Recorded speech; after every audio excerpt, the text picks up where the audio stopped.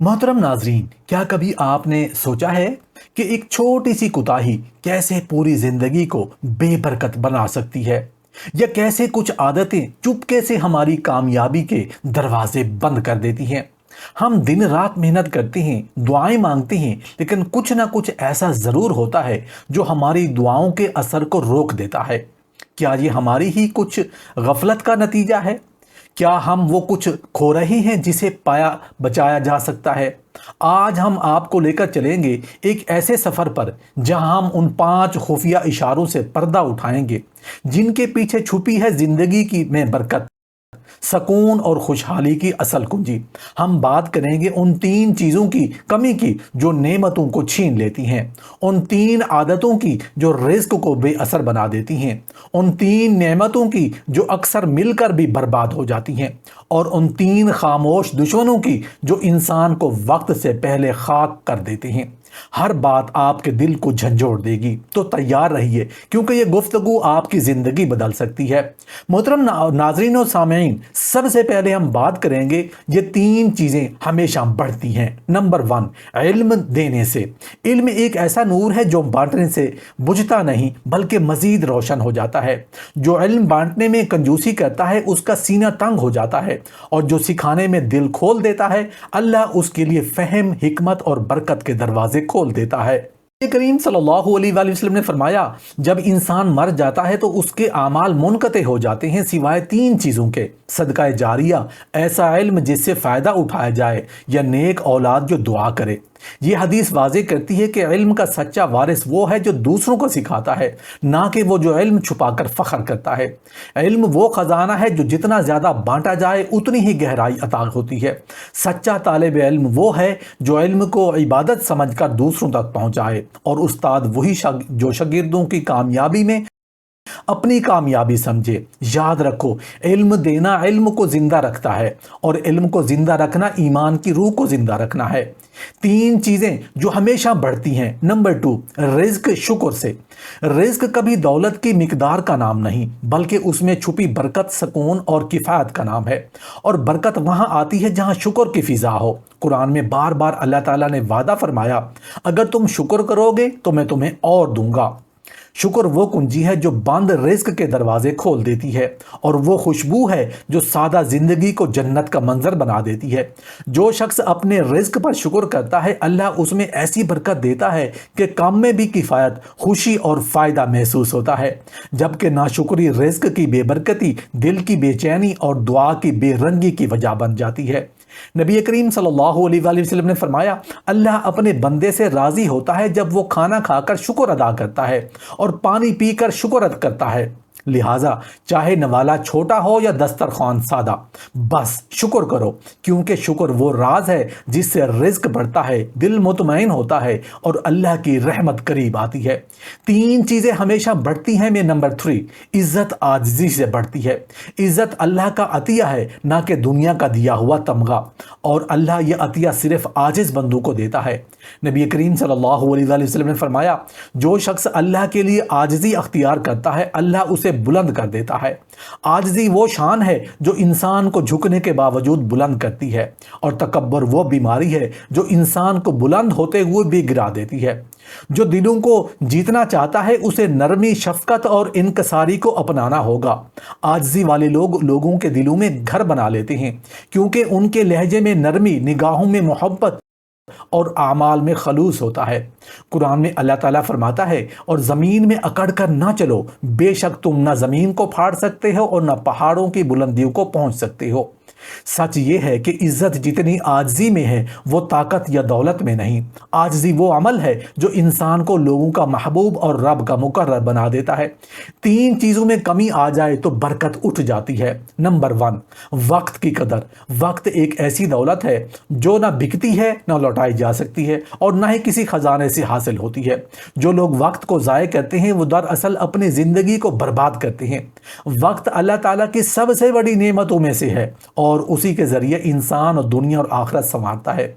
نبی کریم صلی اللہ علیہ وآلہ وسلم نے فرمایا، 2 نعمتیں ایسی ہیں جن میں اکثر لوگ نقصان اٹھاتے ہیں، صحت اور فرصت کا وقت۔ جو شخص وقت کی قدر نہیں کرتا اس کے کام بکھر جاتے ہیں، فیصلے غلط ہو جاتے ہیں اور زندگی کی برکت آہستہ آہستہ چھننے لگتی ہے۔ وقت کی بے قدری صرف گھڑی کی سوئیاں ضائع کرنا نہیں بلکہ مواقع کو کھو دینا ہے جو واپس نہیں آتے۔ ہمیں چاہیے کہ ہم اپنے دن رات کو عبادت، خدمت خلق، علم، رزق حلال اور نفع بخش مصروفیات میں گزاریں۔ جو وقت کی قدر کرتا ہے اللہ اس کی زندگی میں عجیب سی ترتیب، سکون اور برکت ڈال دیتا ہے، اور جو وقت کو بیکار گزارتا ہے وہ ہر نعمت سے محروم ہوتا چلا جاتا ہے اور اسے پتہ بھی نہیں چلتا۔ تین چیزوں میں کمی آ جائے تو برکت اٹھ جاتی ہے۔ نمبر 2، والدین کی خدمت۔ والدین اللہ تعالیٰ کی وہ نعمت ہیں جن کی خدمت سے نہ صرف جنت کے دروازے کھلتے ہیں بلکہ دنیا کی برکتیں بھی نصیب ہوتی ہیں۔ جو لوگ والدین کی خدمت کو معمولی سمجھتے ہیں ان کی زندگی میں کئی قسم کی تنگیاں، بے برکتی اور بے سکونی آ جاتی ہے۔ اللہ تعالیٰ نے قرآن میں والدین کے ساتھ حسن سلوک کو عبادت کے ساتھ جوڑا ہے، اور اپنے والدین کے ساتھ حسن سلوک کرو۔ نبی کریم صلی اللہ علیہ وسلم نے فرمایا، اس کی ناک خاک آلود ہو جس نے اپنے والدین کو بڑھاپے میں پایا اور جنت نہ حاصل کی۔ جو اولاد والدین کو بڑھاپے کو بوجھ سمجھتی ہے اور وہ دراصل اپنی تقدیر سے برکت کا چراغ خود ہی بجھا دیتی ہے۔ والدین کی خدمت سے دعائیں ملتی ہیں، رزق بڑھتا ہے، بیماریوں سے حفاظت ہوتی ہے اور دل میں عجیب سا اطمینان اترتا ہے۔ اس کے برعکس والدین کی نافرمانی برکت کا دروازہ بند کر دیتی ہے۔ ہمیں چاہیے کہ ہم ان کے قدموں کو جنت سمجھیں، ان کے چہرے کو رحمت کا آئینہ مانیں اور ان کی دعاؤں کو اپنی زندگی کا سب سے بڑا خزانہ بنائیں۔ تین چیزوں میں کمی آ جائے تو برکت اٹھ جاتی ہے۔ میں نمبر 3، حلال کمائی۔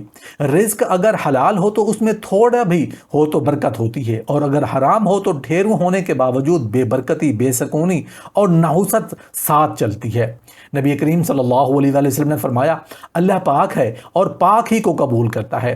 یعنی اگر ہم رزق میں ناپاکی کی یا دھوکہ بھی شامل کریں تو وہ اللہ کی طرف سے قبول نہیں کیا جاتا اور اس کا اثر ہماری زندگی میں منفی آتا ہے۔ آج کے دور میں رشوت، دھوکہ، سود یا ناجائز طریقوں سے مال کمانے کو کامیابی سمجھا جاتا ہے، مگر اصل کامیابی اس میں ہے کہ ایک ایک روپیہ حلال ہو چاہے کم ہو۔ جو شخص حلال کمائی پر قائم رہتا ہے اللہ اس کے کم رزق میں بھی برکت ڈال دیتا ہے، ایسا کہ نہ صرف وہ خود سکون سے رہتا ہے بلکہ دوسروں کے لیے بھی باعث رحمت بنتا ہے۔ حرام کمائی سے حاصل شدہ مال سے جو مکان بنتا ہے وہ گھر نہیں قبرستان بن جاتا ہے۔ ہمیں چاہیے کہ ہم حلال کمائی کو اپنی زندگی کا اصول بنائیں تاکہ ہماری نسلوں تک اس کی برکت پہنچے۔ تین چیزیں انسان کو تباہ کر دیتی ہیں۔ نمبر 1، حسد ایک ایسا زہر ہے جو دوسروں کو نہیں، سب سے پہلے انسان کے اپنے ہی دل کو مار دیتا ہے۔ یہ ایک ایسی آگ ہے جو پہلے حسد کرنے والے کو جلاتی ہے، پھر اس کے اعمال کو، سکون کو اور ایمان کو نگل لیتی ہے۔ قرآن میں ہے، کیا یہ لوگ دوسروں سے اس چیز پر حسد کرتے ہیں جو اللہ نے اپنے فضل سے عطا کی؟ حسد انسان کے دل کو گندا کر دیتا ہے، وہ دوسروں کی خوشی برداشت نہیں کر پاتا اور اس کی ساری توانائی دوسروں کے زوال کی تمنا بھی کرتی ہے۔ حسد سے نیکیوں کا صفایا ہو جاتا ہے، جیسا کہ نبی کریم صلی اللہ علیہ وسلم نے فرمایا، حسد نیکیوں کو اس طرح کھا جاتا ہے جیسے آگ لکڑی کو کھا جاتی ہے۔ حسد انسان کو نہ شکر گزار رہنے دیتا ہے نہ دوسروں کی بھلائی میں خوش ہونے دیتا ہے، وہ ہر حال میں پریشان، بے چین اور بدگمان رہتا ہے۔ اگر انسان واقعی کامیاب ہونا چاہتا ہے تو اسے دوسروں کی کامیابی کو قبول کرنا سیکھنا ہوگا، ان کے لیے دل سے دعا دینی ہوگی اور اللہ سے اپنا رزق طلب کرنا ہوگا۔ حسد چھوڑ کر قناعت اپنانے والا شخص ہی اصل خوش نصیب ہوتا ہے۔ تین چیزیں انسان کو تباہ کر دیتی ہیں۔ میں نمبر 2، لالچ۔ لالچ وہ اندھا کنواں ہے جس میں گرتے ہی انسان کبھی مطمئن نہیں ہوتا، چاہے دنیا بھر کا مال سمیٹ لے، ہر وقت اور کی تکرار میں وہ اپنی عزت، سکون، ایمان اور حتیٰ کہ اپنی آخرت بیچ دیتا ہے۔ نبی کریم صلی اللہ علیہ وسلم نے فرمایا، اگر آدمی کے پاس 2 وادیاں سونے کی ہوں تو وہ تیسری کی خواہش کرے گا۔ لالچ انسان کو دوسروں کا حق مارنے پر مجبور کرتا ہے، جھوٹ بلواتا ہے، حرام کمانے پر اکساتا ہے اور کبھی کبھی تو اسے اللہ سے بھی بدگمان کر دیتا ہے۔ ایسا شخص ہمیشہ مایوس، بے چین اور محروم رہتا ہے، کیونکہ اس کی نگاہ اپنے پاس موجود نعمتوں پر نہیں بلکہ دوسروں کے مال پر ہوتی ہے۔ اصل دولت قناعت ہے جو دل کو سکون دیتی ہے۔ لالچ کرنے والا شخص نہ کبھی شکر گزار بنتا ہے، نہ سخی، نہ ہی محبوب خدا۔ جو شخص دل کا امیر ہو جائے وہی دنیا کا سب سے امیر انسان ہے۔ لہذا لالچ کو ترک کرو اور دل کو اللہ کی رضا میں راضی رکھو، یہی کامیابی ہے۔ 3 چیزیں انسان کو تباہ کر دیتی ہیں۔ میں نمبر 3، تکبر۔ تکبر ایسا مرد ہے جو بظاہر ہر عزت کا خول اوڑھتا ہے مگر در حقیقت انسان کو ذلت کی اتھاہ گہرائیوں میں گرا دیتا ہے۔ اللہ تعالیٰ نے قرآن میں فرمایا، یقیناً اللہ تکبر کرنے والوں کو پسند نہیں کرتا۔ تکبر دراصل وہ پہلا گناہ تھا جس نے ابلیس کو جنت سے نکلوایا۔ جب اس نے آدم علیہ السلام کو سجدہ کرنے سے انکار کرتے ہوئے کہا، میں اس سے بہتر ہوں۔ متکبر شخص دوسروں کو حقیر سمجھتا ہے، کسی کی بات نہیں سنتا اور اپنے عیبوں کو کبھی نہیں دیکھتا۔ وہ عزت کا طالب ہوتا ہے اور مگر اللہ اسے ذلت میں ڈال دیتا ہے۔ نبی کریم صلی اللہ علیہ وسلم نے فرمایا، جس کے دل میں رائی کے دانے کے برابر بھی تکبر ہو وہ جنت میں داخل نہیں ہوگا۔